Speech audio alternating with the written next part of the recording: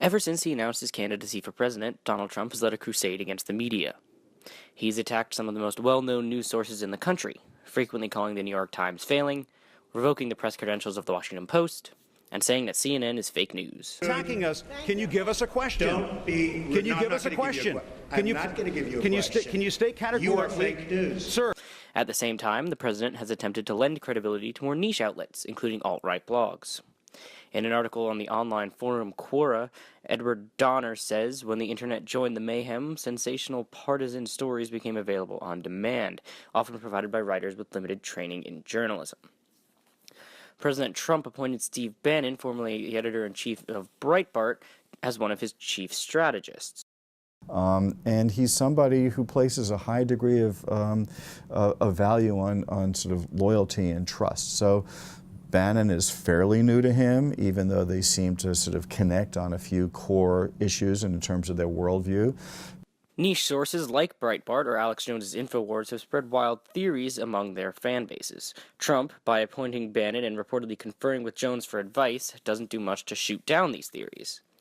One example of the very real danger these conspiracies pose is the shooting incident at Comet Ping Pong in Washington, D.C. Absolutely. I mean, there's no doubt that there's a significant problem when you have people that are buying into pretty extreme theories and wanting to take action about them. And so, yeah, there's a very real possibility that we could continue to see public safety threats. Just recently, an official U.S. Army Twitter account posted a Breitbart article as an official source.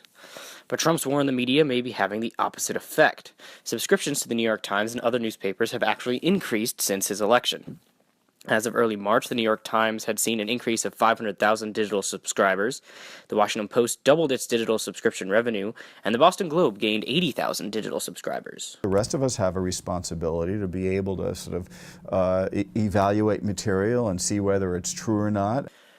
Breitbart falls into the category of the alt-right, a loose collection of people who believe that white culture is under attack by globalism and political correctness and embrace white nationalism in order to combat this.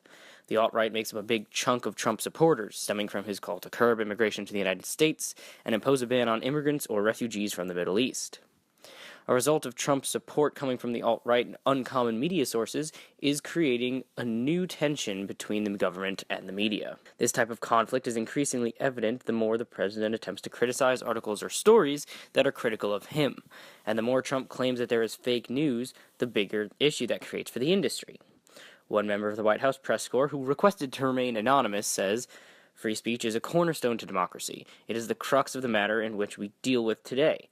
Do I think Trump is trying to suppress free speech? Not necessarily. However, being a journalist today is a lot more difficult because we have been labeled enemies of the people." This opinion is one that is shared across the industry.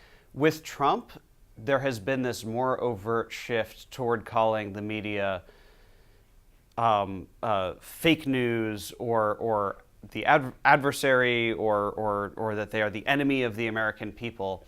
And there's this notion that it's us versus them, right? That there's an actual sort of battle. And in reality, right, in a democracy that works, theoretically, right, the press should be able to report on the government, and that holds the government accountable. And in a way, there's checks and balances between those two things. Journalists are forced to walk a thin line between being legitimately critical of a policy while being sure not to upset the president to a point of being completely cut off. I'm Dan Lignato, live in Washington.